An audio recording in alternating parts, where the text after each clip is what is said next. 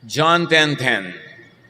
Jesus says, I came so that everyone would have life and have it in its fullest.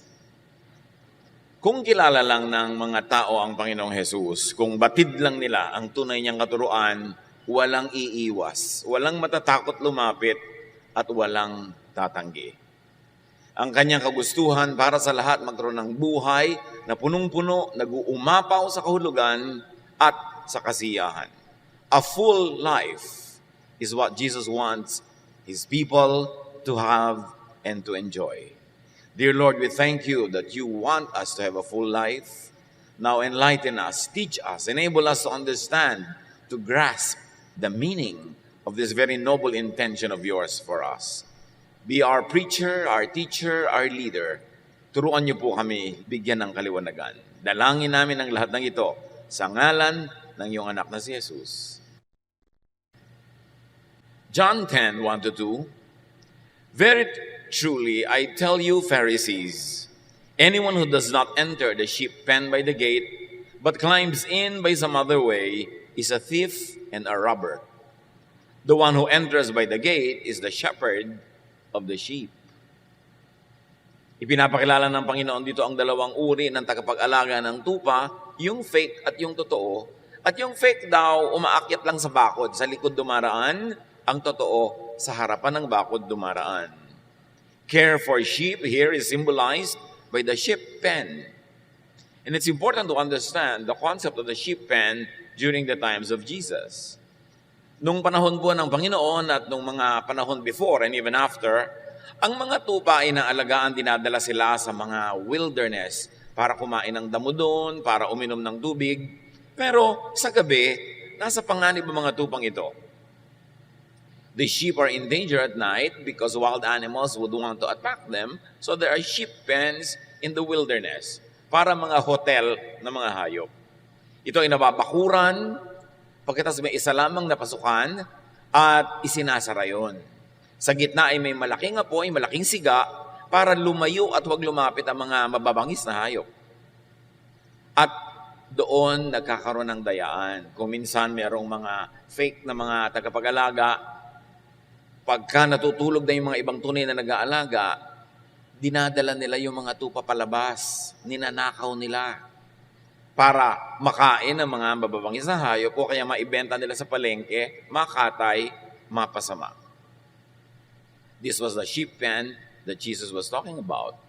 An enclosure in the wilderness with one gate manned by a gatekeeper.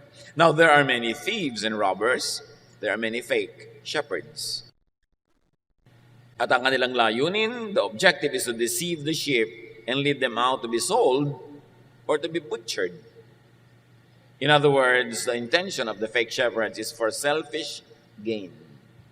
Gusto nilang pagtubuan, pagkakitaan, pakinabangan yung mga tupa.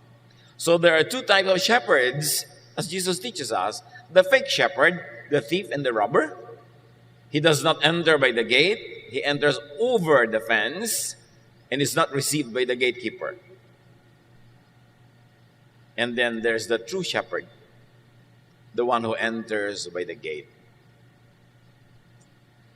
At malinaw na ipinapakita dito ni Jesus na siya ang tunay na tagapag-alaga ng mga tupa, hindi yung mga huwad, hindi yung mga fake. John 10:3-5. The gatekeeper opens the gate for him, and the sheep listen to his voice. He calls his own sheep by name and leads them out.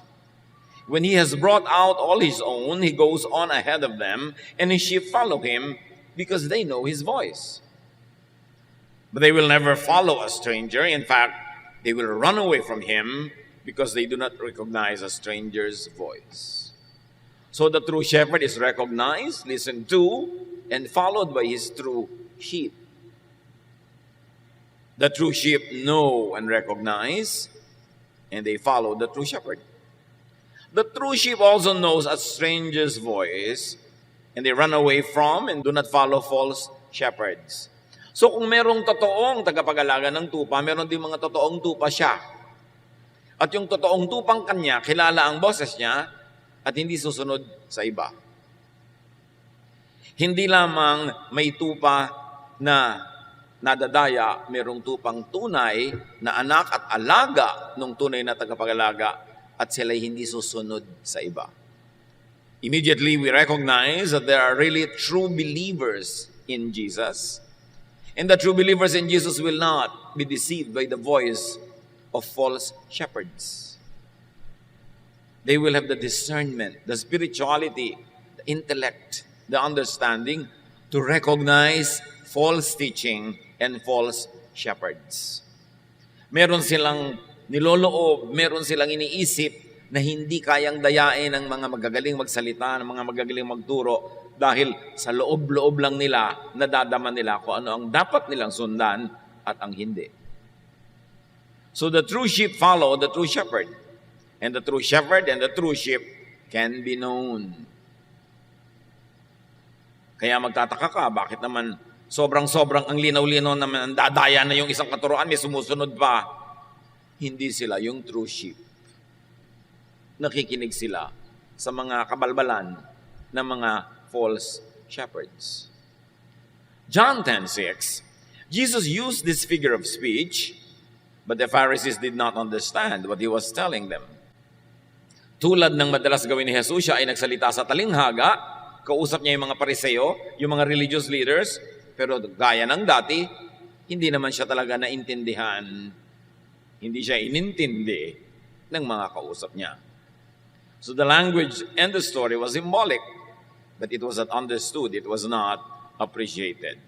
John 10:7-9, therefore Jesus said again, very truly I tell you, I am the gate for the sheep. All who have come before me are thieves and robbers, but the sheep have not listened to them. I am the gate. Whoever enters through me will be saved. They will come in and go out and find pasture. Dahil hindi siya naintindihan sa una, inulit ni Jesus ang katuruan at mas nilinaw. Sabi niya, ang totoo, hindi naman mga gate ng mga alagaan at bahay ng hayop ang pinag-uusapan. Ako ang pinag-uusapan, ako ang tunay na pintuan. Sa akin dadaan para magkaroon ng tunay na buhay. Buhay sa kabilang ibayo at buhay dito sa mundong ito. Ako ang dinadaanan para makalabas kayo sa pagkakakulong sa oras na tama na at kayo makakuha ng mga damo, makain ito, mga inumin, mainom ito. Kayo ang dadaan sa akin, labas-masok kayo. Pupunta kayo sa labas para kumain, para uminom, papasok kayo sa loob para ma-protect sa mga mababangis na hayop na gusto kayong wasakin. Ako ang pintuan na yun. Lahat ng nauna sa akin ay mga magnanakaw. Sinabi yun ni Jesus. All who have come before me are thieves and robbers. So this is in direct reference to all the teachers and prophets and everybody who misled the people of God, who misled Israel, who misled the people of the world.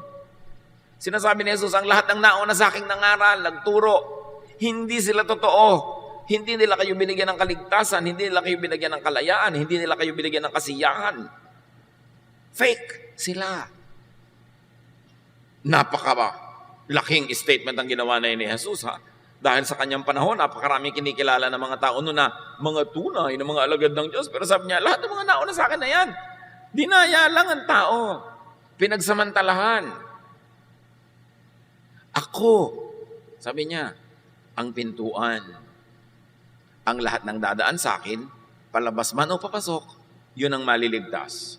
Maliligtas saan? Sa kapahamakan sa kabilang buhay at sa kapahamakan sa buhay na ito ngayon.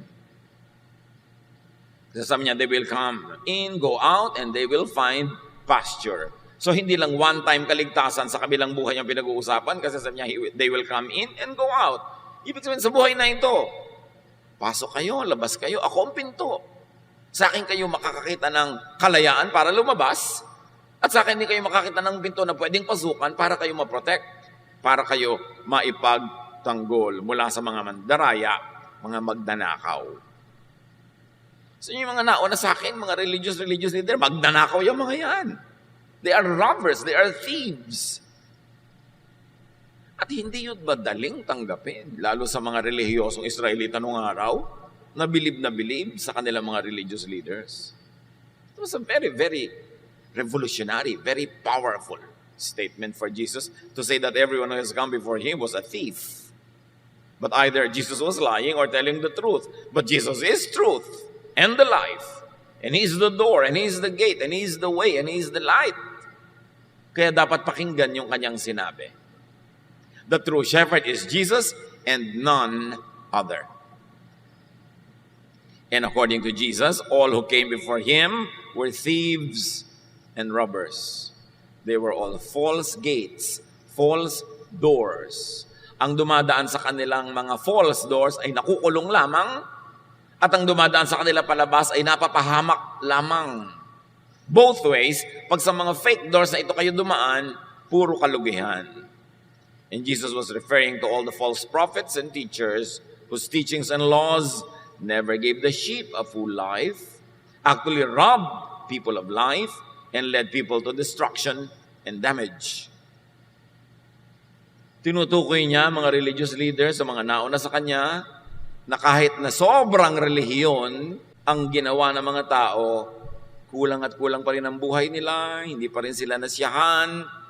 In fact, nanakawan sila ng tunay na buhay sa dami ng bawal, sa dami ng hindi pwedeng gawin, sa dami ng mga hinihingi sa kanila, sa dami ng mga batas, sa dami ng paggapos, paghusga.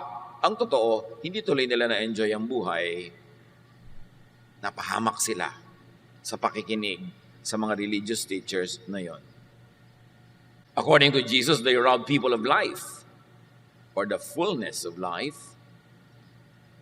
They robbed people of salvation from spiritual and emotional hardship, from sin and guilt. Sa katunayan, ang mga false teachers and false prophets ay madaling makilala. Habang sumusunod ka sa kanila, sumisikip ang iyong hininga. Natatali, nakukulong ka. Dumadami ng dumadami ang pasanin mo sa buhay, nahuhututan ka ng todo-todo, pagkatapos nahuhusgahan ka ng todo-todo, at ang epekto ng pagsunod at pakikinig mo sa mga false teachers na ito, lagi kang guilty, lagi kang takot, lagi kang nauusig. Yun ang pamantayan kung ang sinusunod mo ay false teacher. You never have the fullness of life. You never have the promise of Jesus. You never have the will of God happening in your life. At ang dami-daming ganitong teacher sa Israel noon at kahit sa buong mundo ngayon. Ano ang pamantayan? Hindi yung galing magsalita.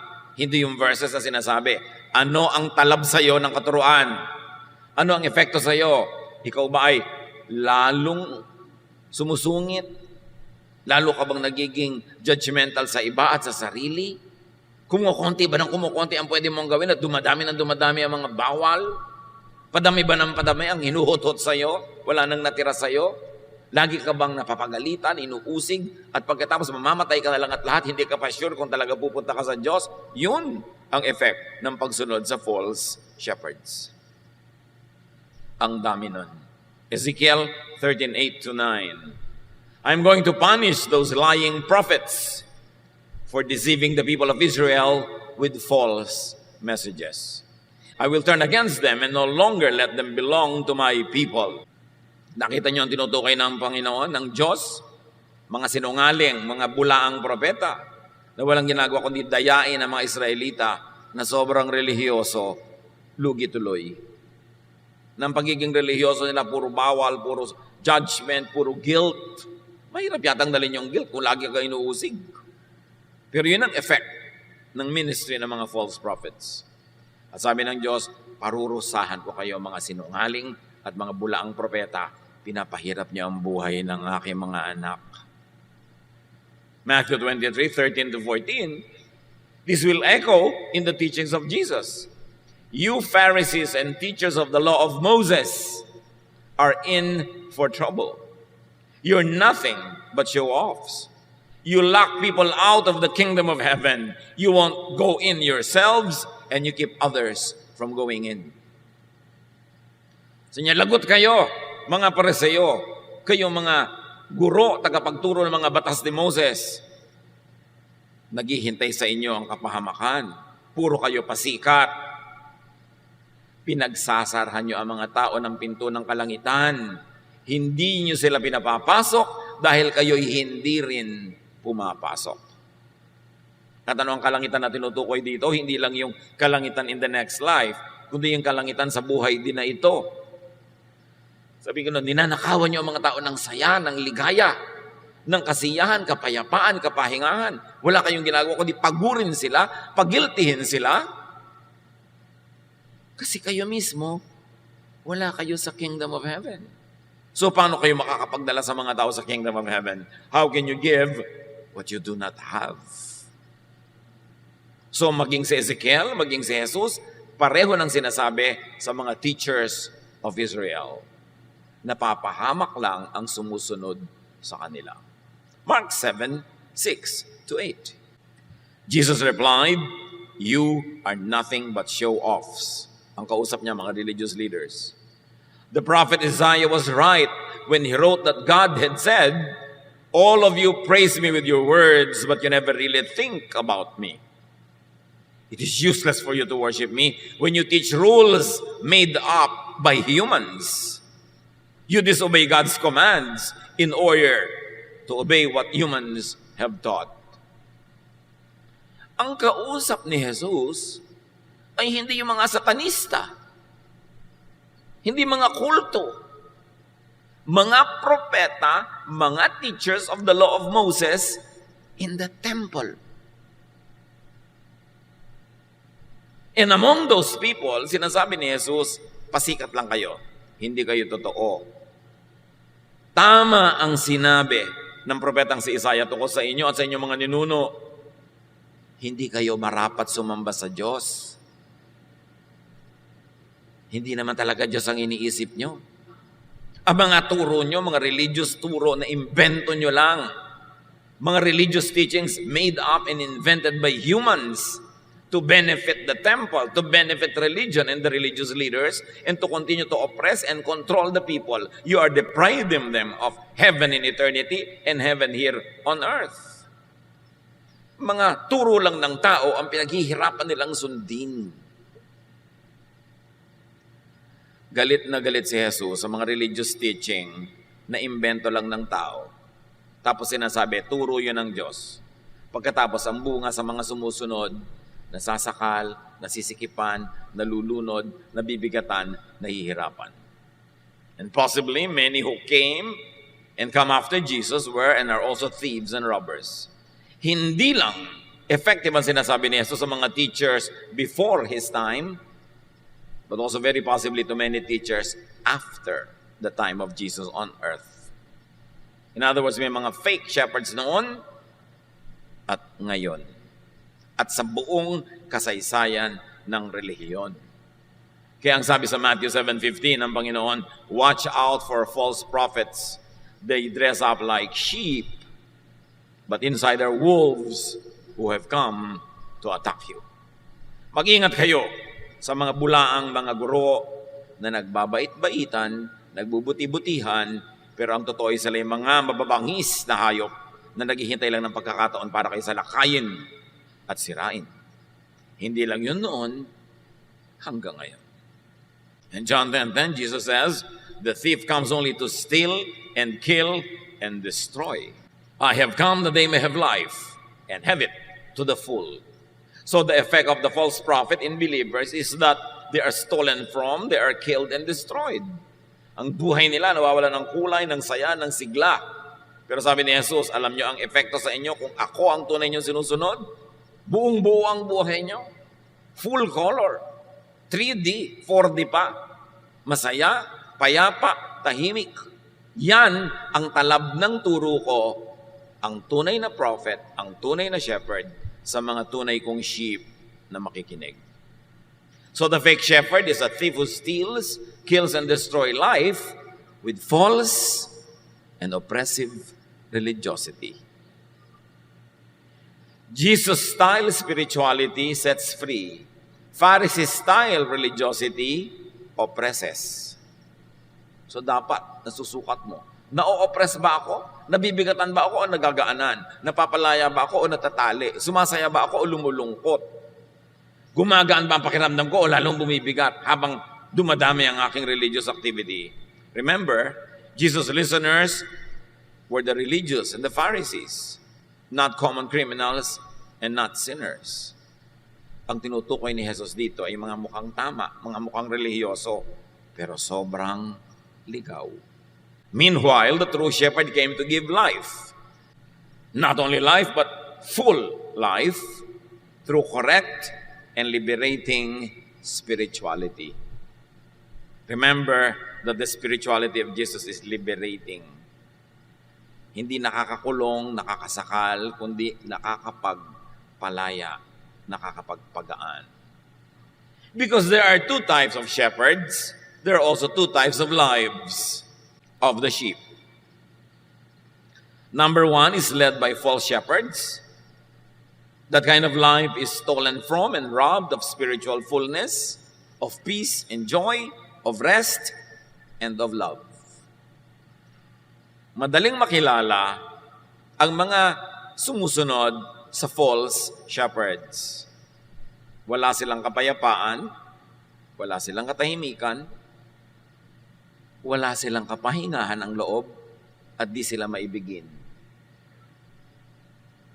Ang mga sumusunod sa false prophets, sa mga Pharisees, sa mga teachers of the law of Moses, nagiging pintasero at pintasera sa kapwa.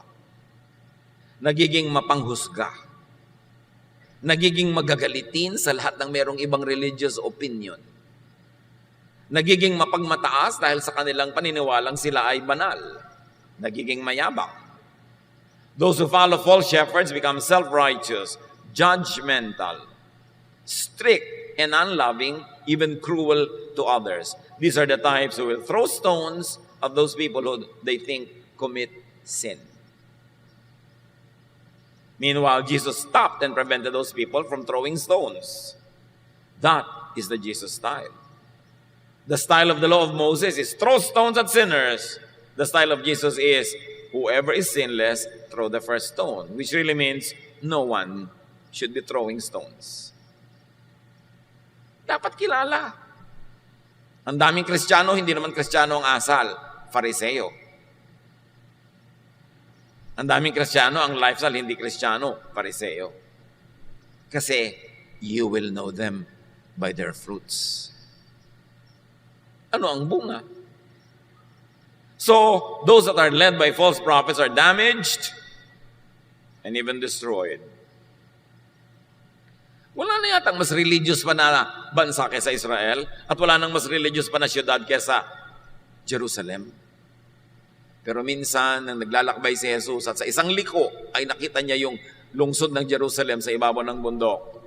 Siya ay nanangis sa lungkot, hindi sa tuwa. Matthew, when he saw the crowds, he felt sorry for them. They were confused and helpless, like sheep without a shepherd. Can you imagine? Matthew 9:36. Nung makita ng Panginoon ng mga tao, napaluha siya, nalungkot siya, naawa siya, dahil sa kabila ng kanilang relihiyon, para sila mga tupang walang tagapag-alaga. Sila yung mga ligaw, sila yung mga kawawa, nasa panganib, mga gutom, uhaw, sa kabila ng kanilang araw-araw na relihiyon. Hindi nadadaan yan sa religion, religious activity, dalas mong magdasal, Bible version. Ang point, pinagaharian ka ba ni Jesus? Siya ba ang tunay mong shepherd? 2 Peter 2:1-3. Sometimes false prophets spoke to the people of Israel. False teachers will also sneak in and speak harmful lies to you. But these teachers don't really belong to the master who paid a great price for them, and they will quickly destroy themselves. Many people will follow their evil ways and cause others to tell lies about the true way. They will be greedy and cheat you with smooth talk, but long ago God decided to punish them, and God doesn't sleep. Ang linaw. Sabi nga, kahit ang Israel, binobola, niloloko ng mga bulaang propeta, nakikinig naman sila. Sabi nga, hindi sila tunay na galing sa Diyos. At marami mga tao susunod sa kanilang mga baluktot at mga pamamaraan. Sila'y magiging mga gahaman, mga sakim. Dadayain kayo. Peperahan lang kayo ng mga relihiyon na yan. Sabi niya, huwag kayong magalala. Matagal nang alam yan ng Diyos at hindi natutulog ang Diyos. So dapat hindi rin tayo matulog. Maging mapagmatsyag sa mga daraya, mambobola, pahihirapan ka lang. Matthew 23:15, you Pharisees and teachers of the law are in for trouble. You're nothing but show-offs. You travel over land and sea to win one follower. And when you have done so, you make that person twice as fit for hell as you are. Lagot kayo ha? Kayo mga fake na mga teacher? Mission pa kayo. Patawid-tawid kayo ng mga kabundukan, ng mga dagat, para magkaroon kayo ng convert. Pero oras na dapuan ninyo, maturuan ninyo at sumunod sa inyo, ginagawa niyong doble ang sama kaysa dati. Nadodoble ang kanilang disqualification from heaven and qualification for hell. Kasi ang turo nyo ay lason. At yan ay ginagawa sa ngalan ng Diyos, ha? At kahit ngayon sa ngalan ni Jesus, dadapuan ka ng missionary, dadapuan ka ng teacher, dadapuan ka ng kung sino-sino. Tapos ang ending, magiging katulad ka nila. Judgmental, self-righteous, self-promoting, haters of other believers, divisive and divided, separatist, humihiwalay ka sa mga ibang anak ng Diyos, ikaw lang ang tama, ikaw lang ang totoo. So ganun, marami niyan. Dati nung hindi ka pa sumusunod sa relihiyon, hindi ka pa relihiyoso, friendly ka sa mga kamag-anak mo, friendly ka sa iba, ngayong nagkaroon ka ng religion, hiwalay ka na lang hiwalay, diyan na judge mo na sila, ni ayaw mong makisama sa kanilang mga gawain. Nakakabuti ba yan sa'yo o nakukulong ka? May mga pagsunod na nagiging pahirap, pabigat, nakakasakal. Hindi ito ang galing kay Jesus. Tandaan nyo, ang mga kausap ni Jesus, religious leaders, hindi mga kulto, hindi mga satanista, yung mga relihiyoso, middle of the road, standard, religious people that people think are the true ones. But you will know them by their fruit. So there are two types of lives, and one is led by Jesus.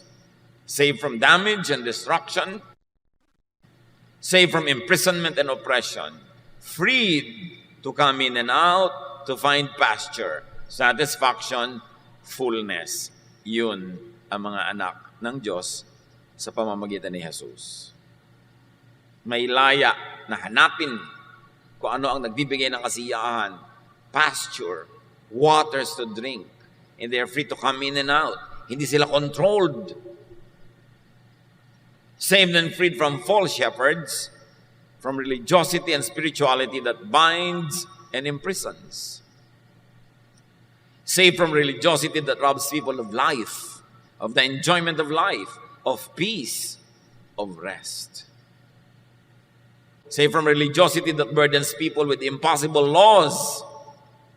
Kaya ang laging sinasabi ni Jesus, teachers of the laws of Moses. And not only the 10 Commandments, but 613 other misvots, invented human teachings that regulate every aspect of daily life. That it is impossible to obey all of them every day, so that at the end of every day, you feel guilty for being a lawbreaker. Laws that should not have been there in the first place. Ang dami-daming religious laws na hindi naman talaga galing sa Diyos, pero ipinasa ng mga taong yon na sabi ng Diyos. Kung talagang sabi ng Diyos, dapat nagpapalaya, nagpapaginhawa, hindi nang nanakal at nagpapahirap. Be discerning. Ang tinutukoy ni Jesus dito, hindi mga obviously satanic teachings, but what seem to be godly teachings, whose ending, whose result is that people get oppressed. Burdens with impossible laws. Unbearable condemnation and judgment.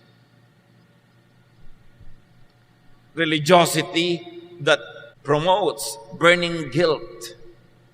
Spiritual destruction, which is really hell on earth. Kaya kawawa yung mga ibang napapasama sa mga ganung uri ng religiosity. Hirap na hirap araw-araw, guilty. Nawawalan ng kapayapaan, laging natatakot, takot na takot sa end times, takot na takot sa second coming, puro panakot. Dapat kang matuwa. Kung will of God ang end times, kung will of God ang second coming, dapat kang matuwa. Ano nakakatakot doon? Pero tinatakot ka ng mga false prophets kasi pag takot ka, madali ka makontrol.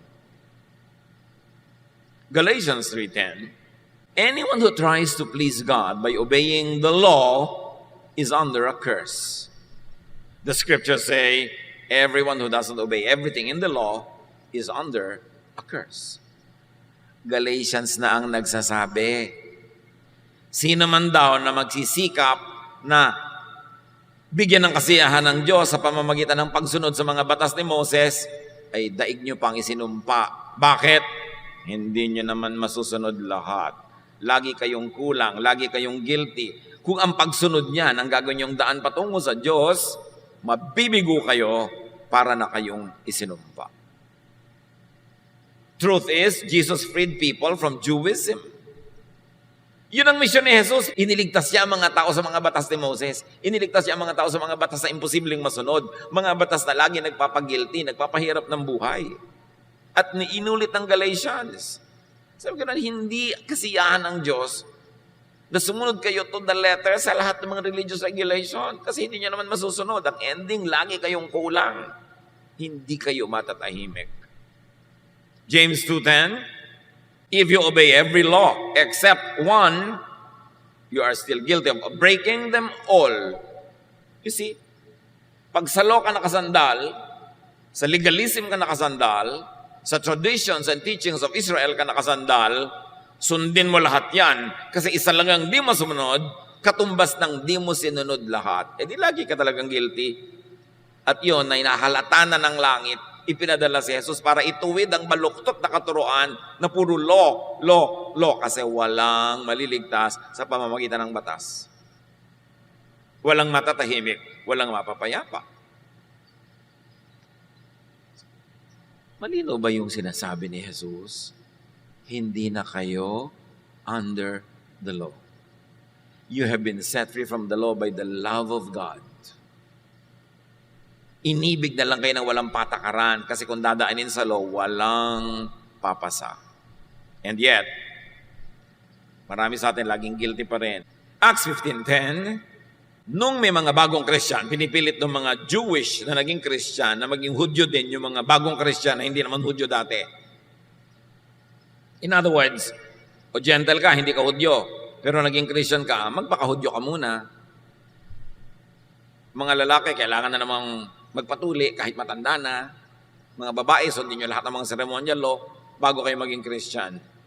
At sabi ng Acts 15:10, now why are you trying to make God angry by placing a heavy burden on these followers? This burden was too heavy for us or our ancestors. Ang linaw. Sabi ng guro, bakit nyo ginagalit ang Diyos? Na yung mga hindi Hudyong tulad natin, gagawin nyo pang Hudyo ngayon. Hudyo tayo, naging Christian. Bakit yung hindi naging Hudyo na naging Christian, gagawin nyo pa uling Hudyo? Sabi ng ganon, ang hirap maging Hudyo. Ang bigat. Hindi nasunod ng mga ninuno natin, hindi rin natin nasunod. Tapos yung hindi na nga Hudyo, gagawin mo pang Hudyo? Hindi igagaya mo sila sa atin ng mga bigo. Mabigat ang buhay, mahirap. At mga kapatid, hindi lang ito nung araw ng Book of Acts ay sinusulat. Ngayon din, maraming mga hindi na nga Hudyo, naguhudyo-hudyuhan pa. Sumasali pa sa pagiging Hudyo, kinokopya ang mga damit ng Hudyo, mga patilya ng Hudyo, mga festival ng mga Hudyo. Sinabi na nga dito, tayo hindi natin nasunod dyan. Bakit idadamay pa natin yung hindi Hudyo? Ang linaw na nito, pero hanggang ngayon, ang nandudumilat ang katotohanan ito, ang dami pa rin gustong maghudyo-hudyuhan. Tatawagan kayo sa telepono, aakyatin kayo sa bahay nyo, re-recruiting kayo para maging hudyo-hudyuhan kayo tulad nila. Ang linaw na nga ng Acts 15:10. Gumawa kayo ng malaking placard, ipakita nyo sa kanila. Sinabi na nga sa Bible yan, yung hindi hudyo, maghuhudyo-hudyuhan pa. Kayo na naman ganito, sasali na naman kayo. Wala ba kayo mga utak? Pero di ba meron ng true shepherd, may true sheep? At merong talagang false sheep that will never follow the true shepherd. They will only follow the false shepherd. Kaya nagkakakilakilanlan kung sino ang sinusundan. Si Jesus dapat. Sinabi niya, kayong mga Pharisees kayo, may araw din kayo. Napapahamak ang mga sumusunod sa inyo. Dumadami ang mga patakaran, dumadami ang mga batas na hindi naman nasusunod, dumadami ang pagkukunwari, ang pagbabalat kayo, dumadami ang guilt. Jesus, the true shepherd, saved and saved sheep and people by taking the punishment for sin upon himself. Salvation is free, but it is not cheap. Jesus paid for all the sins of the world, and therefore there's no more necessity for anyone to go through God through the law. Jesus satisfied all the requirements of the law in behalf of those who will believe in him. Therefore, if you believe in Jesus, it's better than having obeyed all the laws. All the laws that become stepping stones to heaven become irrelevant to people who believe in the true shepherd. Because Jesus fulfilled all the requirements of the law in behalf of all those who cannot fulfill it anyway. Kaya may tagapagligtas. Siya ang sumunod, siya ang umako sa ating mga pagkukulang. Kaya pag naniniwala ka kay Jesus, lahat ng accomplishment niya na perfect life, perfect obedience, nagiging sa atin at hindi na tayo kailangang sumali pa sa pagpapakahirap sa pagiging Hudyo.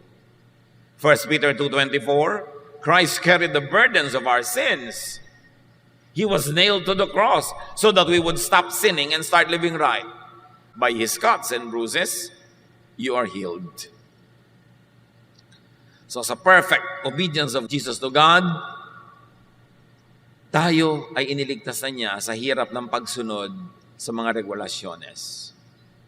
Jesus saves people by eliminating sin.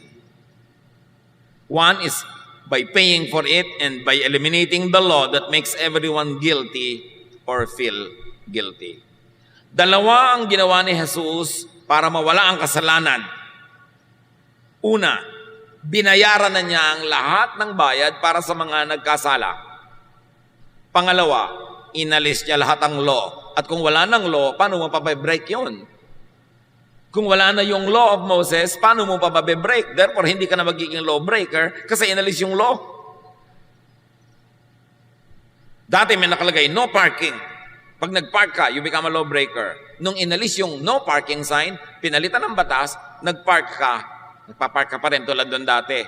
Kaya lang nung araw nakakasala ka, ngayon hindi na kasi pinalitan na yung law. Kailan maiintindihan ng mga Kristiyano that we are not under the law? It doesn't mean that we will live wanton, careless lives. But we observe good manners, we observe ethics, we observe all that is admirable and needed in a civilization, but not to be saved, but because we are already saved. Not to win God's favor, but because we are already in God's favor. Gumagawa pa rin tayo ng mabuti, iniiwasan pa rin natin paggawa ng masama, pero hindi para tayo tanggapin ng Diyos, kundi dahil natanggap na niya tayo, para naman maganda ang dating. At sa mga panahon na tayo nagkukulang, nadadapa, hindi ka magigilty na naman sobra, hindi ka maghahampas ng sarili mo, magpapako ng sarili mo sa krus, kundi tatanggapin mo ang walang bayad na pagpapatawad, restoration ng Diyos through Jesus. That is salvation by grace. Pag naintindihan mo yon, mabubuhay ka in the highest possible ethical level that you can, but in all other areas where you fail, you depend on God's grace, you depend on God's kindness, and you extend that same grace and kindness to others who also fail. That's the only time when there will be peace on earth. Peace in your heart and peace among fellow humans. Yun ang mensahe ni Jesus. Galatians 5:1, Christ has set us free. This means we are really free. Now hold on to your freedom and don't ever become slaves of the law again. Don't be Jewish again. Do not imitate them again. Magiging under ka na naman ng kanilang calendar, ng kanilang festivals, ng kanilang mga rituals.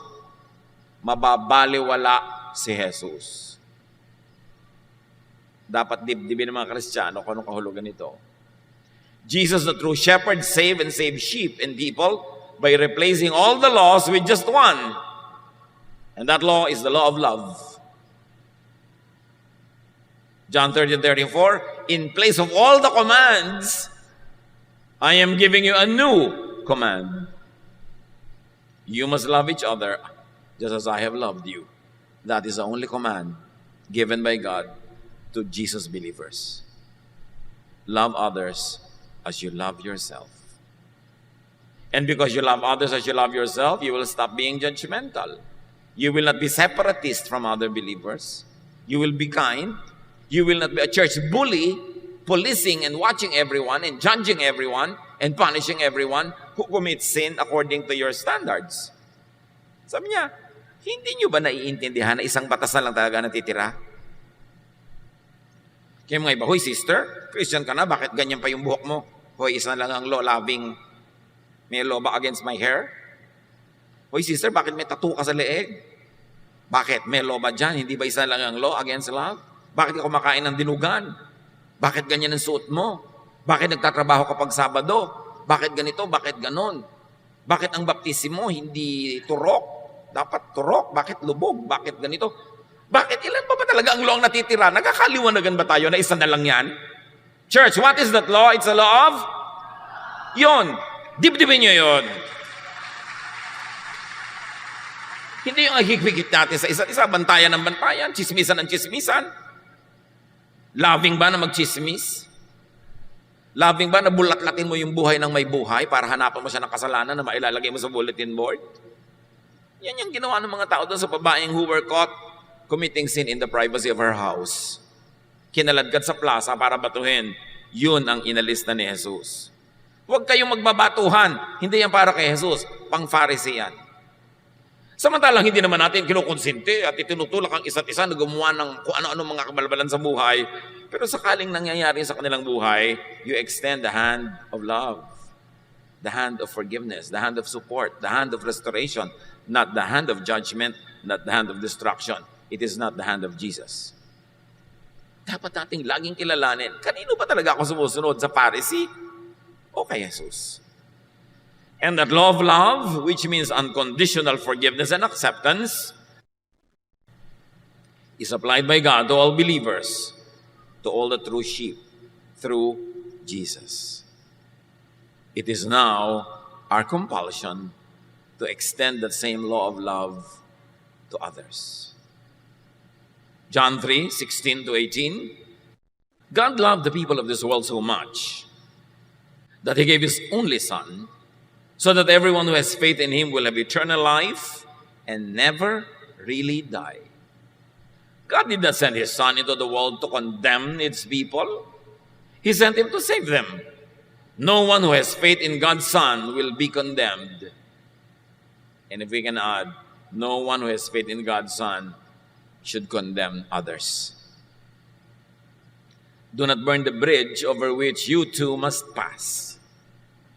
And that is the bridge of love, the bridge of forgiveness, the bridge of unconditional acceptance of others.